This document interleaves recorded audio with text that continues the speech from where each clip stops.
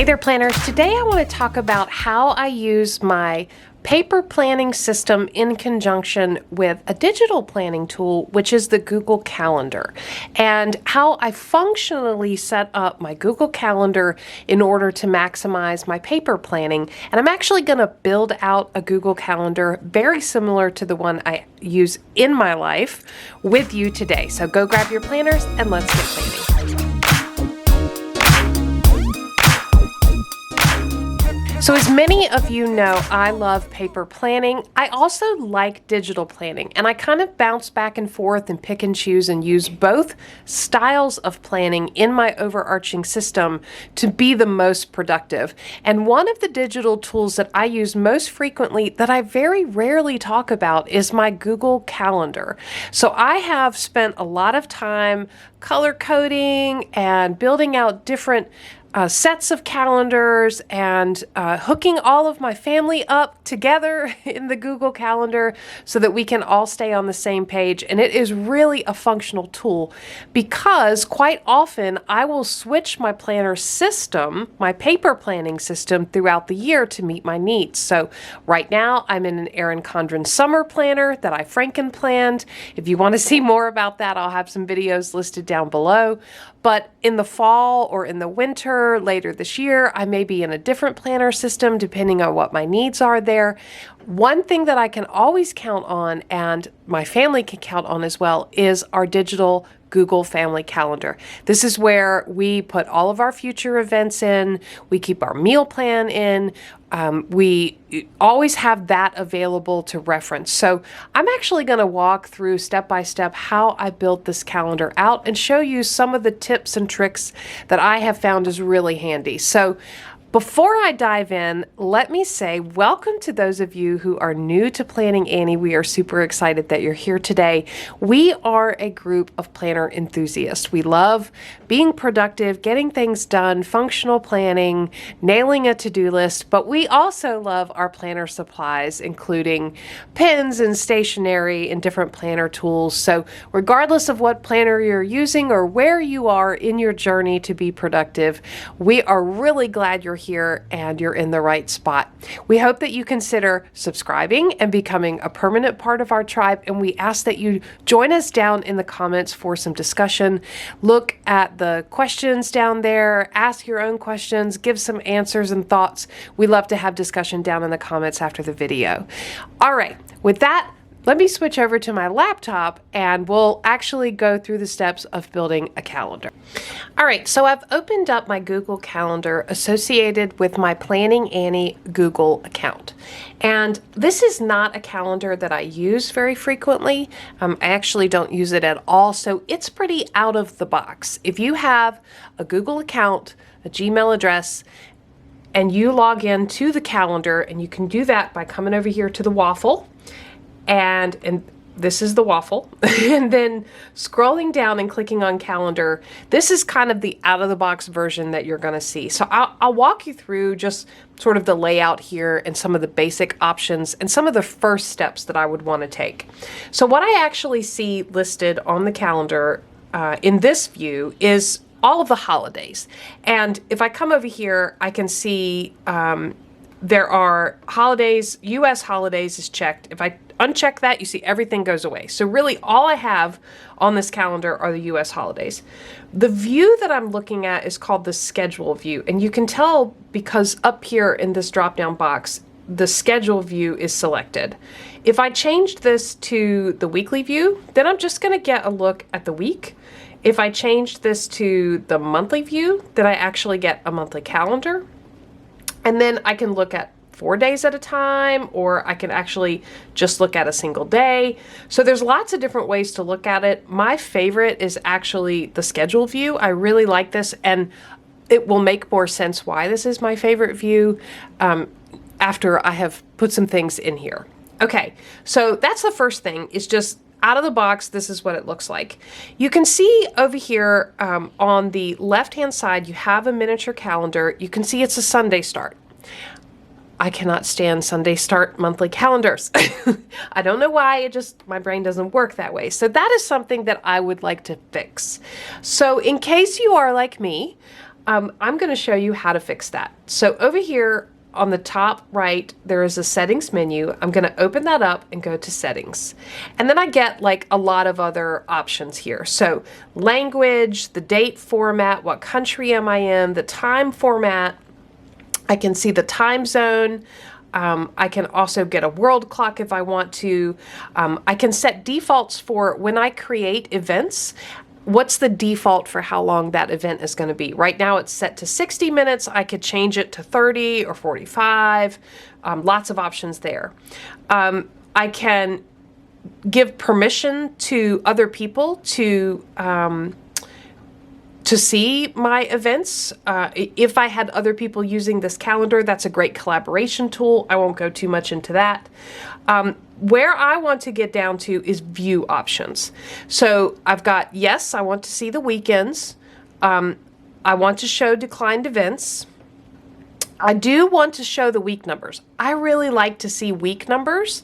And week numbers are what number of the week are you in the full year of 52 weeks. So I like to see that. I use that for some things. And it also just gives me good perspective on where are we in the year. And I really like to see that. Display shorter events, the same size as 30-minute events. I'm not really worried about that. You can reduce the brightness. You can view calendars side by side in the day view. But here's where I really want to get to. I'm going to change the start date to be Monday. And you actually have a few options, which I think is really fantastic for Google. There are some groups that like Saturday, Sunday, some that like Monday. I'm a Monday start person. In the custom view, 4 days, you can change that if you want to 7 or 2 or whatever. And then you can also have some alternate calendars for different cultures or different countries. You can have some alternate calendars. So those are the settings that I want. You can there's a ton of other options here, so I would suggest that you kind of play around. You can also go into the individual calendars. So when I go into the U.S. holidays, which is on right now, I could pick the type of holidays, public holidays only, or public and other holidays. I can, change all kinds of things about that and any other calendars that I have. So I'm going to go back to the home page and see now I have this grayed out box is the number of the week that we're in. So we're very close to the middle of the year, as you can see, which I think is really cool to see. And also we have a Monday start, which I prefer. So you can change those settings to whatever you want them to be. All right, now I want to talk about how the calendar actually displays. And the way that Google Calendar works is that you actually have multiple calendars and you can think about them as layers. So in my Google Calendar that I use most frequently, I have holidays, which is what you see displayed here, because I do like to see when the holidays are. I have my personal calendar. So that would include things like doctor's appointments, paydays, when I have time off work, meetings that I personally need to go to. I also have the same calendar, personal calendar for each member of my family. So each member of my family, my husband and my 2 daughters, they have their own Google Calendar where they're keeping their own personal events, their, volleyball games, or for my oldest daughter, when she's on break from college and comes home from school. So my husband has his golf tournaments and his doctor's appointments. So everybody is keeping their own information in their own calendar. We have all synced up so we can see each other's calendars. And don't worry, I'm going to talk about how you can do that in a minute. Another calendar that I have is a meal plan calendar. And you can see over here, I have in this, Google Cal that I'm not really using, I have a list of calendars, but I'm not really using much of these. The only thing that's showing are these holidays here. So let me show you how you can actually manage these calendars. So I'm going to go back into the settings and I'm going to go down here to the settings for my calendars. And you'll see here it says add a calendar. So let me drop that menu down so that you can see. I have a few different options here. I can subscribe to a calendar. You can create a new calendar, or you can browse calendars of interest. So for example, let me just click on this. If I look I can see there are lots and lots of different holiday options. Sports, basketball, cricket, other phases of the moon. There's lots of different calendars that I could add. All right, but what I really want to do is I want to be able to create a new calendar. So let's say I want to make a calendar for my meal plan. So I hit create a new calendar and I give it a name. I'm going to call this one meal plan. And you can give it a description if you want to. It's not required. I'm just going to say the planning of meals. Okay, and then I'm going to create this calendar. So now you can see creation is in progress. All right, my meal plan calendar is created.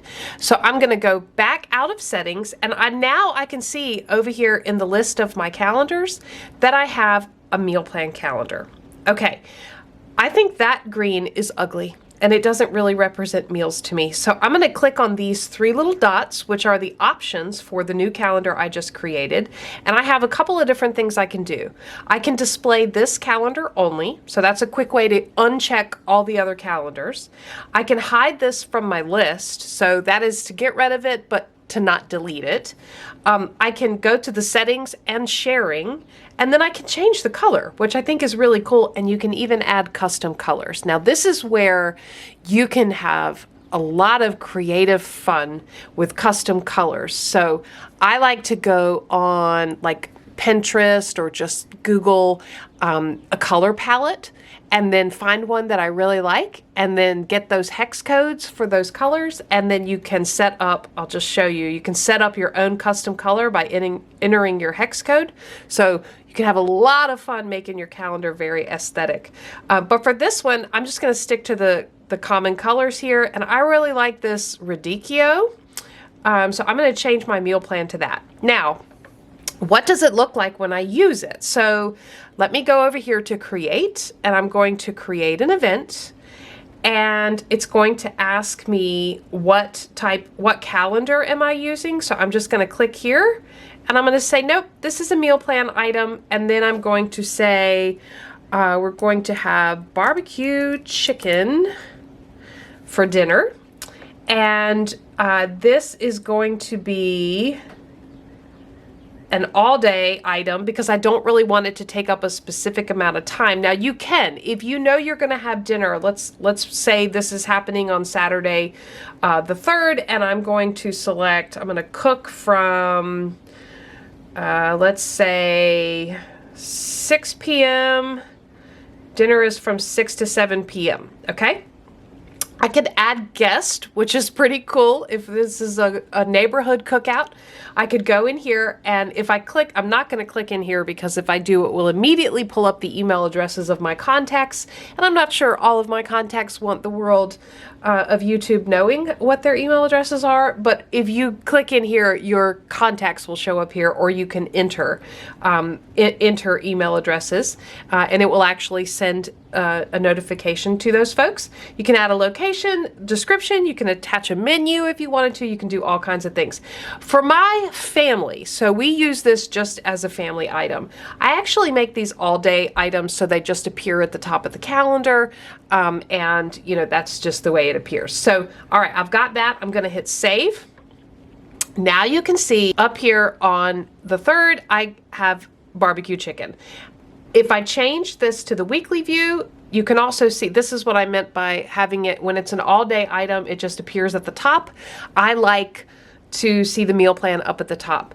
Let me go and populate a bunch more meals, and then you can really get the idea of how useful this is. All right, so now I have populated the next few days, about a week out, all of the meals that my family plans to have each night. So now you can see with my meal plan checked that I can see all of these. And if I added back in the holidays, right, you could see how they kind of spread out across the different activities.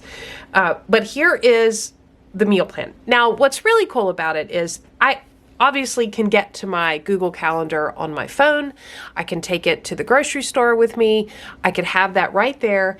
I can also add a little bit more detail if I want. So let's say this crock pot spaghetti and salads. I can open this up, hit edit event, right?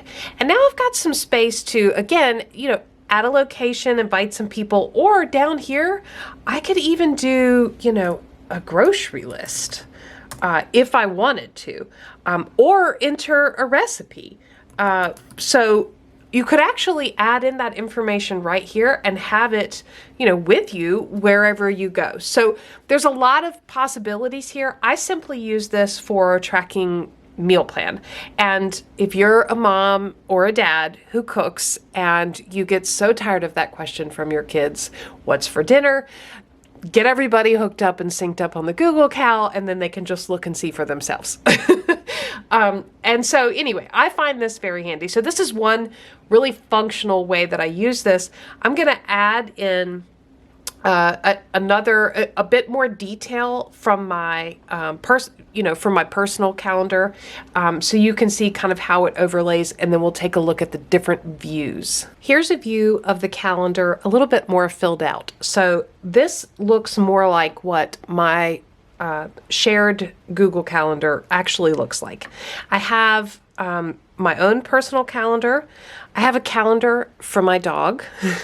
I have a calendar for my kids, my spouse, the meal plan, and you can keep going. You can add, maybe there's a house calendar or a work calendar. You can keep adding there as you want to. Each calendar has its own color coding. So I am in the green, the dog is in the black, kids are in the yellow, husband's in the blue, meal plan's in the pink. So you can see where appointments are, who's got, when the dog has a grooming appointment. You can also see that I've got, like, on this one, I'll make this a little bigger. You can see that I used some icons. So volleyball practice is, highlighted with icon. I find that really handy when I'm kind of looking at the calendar on my phone. The icons help me identify things. So here's, for example, a church icon. And you can see, meal plan across the top. So this is what it looks like in the weekly view. Let me change it to the monthly view. Now you can see, here's the month of June. Of course, I would have more things here, but this gives me a really quick glance across the week of what's going on. And then my favorite view is actually the schedule view. So I can see in the schedule view, what's kind of going on. I get a quick glance of the color coding. And this is actually the default view that I use on my phone because it's very easy to see here, and you can see how the icons would really help. So I have actually just added in new calendars to create these, but let me show you the way that you would actually sync up with other folks in your family. So the first thing you want to do is make sure, if you want to have a family Google Calendar, you want to make sure that everybody in the family has a Google account with an email address. And then they will log in, go to their calendar, their Google Calendar, and they'll go to the settings, and then here in the share with specific people or groups, they would enter the email addresses of the other family members. Once you do that, and everybody in the family gets an email notification, hey, this person has invited you to view their calendar, you accept that invitation. And then over here on the left-hand side, you will actually see under other calendars, you will see family members' calendars. And again, you can turn things on and off. So if I'm just meal planning right now and everything else is kind of distracting, I can turn everything off and just look at meal plans and focus on that. Or, if I just want to see human family members' calendars, I can turn everything else off except that. Or I can get a look at everything, including holidays, and see how everything lays out. So there's just a ton of options here. I really hope that you found this helpful. I would love to hear if you are using a Google Calendar in a functional way as part of your overall planning system. I would love to hear your ideas and tips for how you're using your Google Calendar. If there's anything here that you have questions about or you'd like to go a little bit deeper into, leave that down in the comments below and let me know. If you enjoyed the video, give it a thumbs up, subscribe to Plannin' Annie for more content like this, and as always, thanks for planning with me.